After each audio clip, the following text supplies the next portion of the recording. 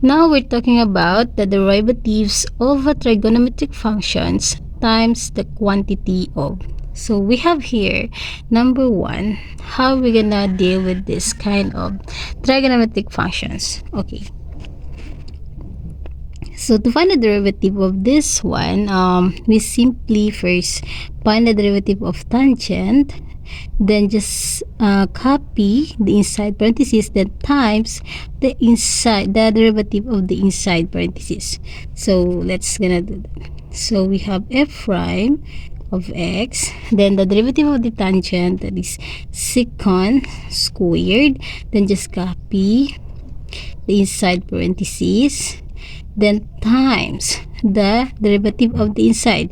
So the derivative of the inside, that is 7 times 2, which is 14x. Then derivative of the constant, that is 0. So we have 14x. Now we're gonna multiply 14x with secant squared times the quantity 7x squared minus 1.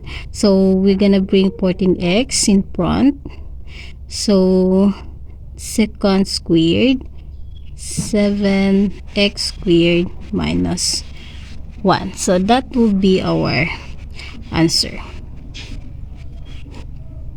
for number 1. Then next, number 2, we have here f of x is equals to tan the quantity of sine 2x. So to find the derivative, f prime of x, derivative of tangent, that is secant squared again, then copy the inside parentheses, then times the derivative of this one. So we know that derivative of sine, that is cosine, then just copy 2x, don't forget that one, then the derivative, further the derivative of 2x, that is 2.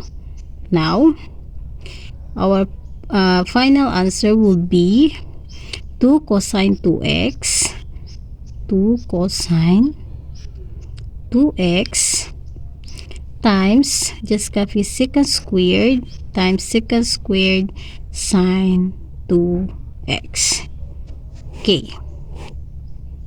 Next, we have here number 3, f of x equals to secant x raised to 4. So to find the derivative, f prime of x, the derivative of secant, that is secant x tan x, right? So since secant here is x raised to 4, so just simply copy x raised to 4 times the inside, the derivative of the inside, which is 4x cubed. Now our answer will be 4x cubed. We're gonna bring 4x cubed in front, 4x cubed times secant x raised to 4 tan x raised to 4.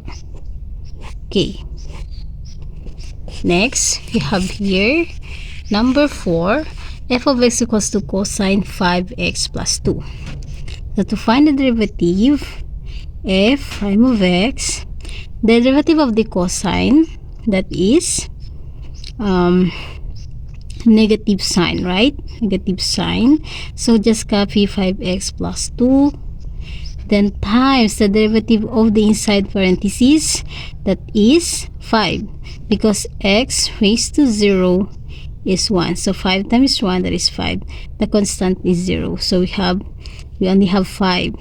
F prime of x, then 5 times negative sine 5x plus 2, that will be negative 5 sine 5x plus 2. Next, number 5, we have f of x is equals to sine 3x raised to 2. So f prime of x, the derivative of sine, that is cosine, then just copy the inside parentheses, x squared, then the derivative of the inside part, that is 3 times 2, 6, then x, 2 minus 1, that is 1. So, we only have x, 6x power rule.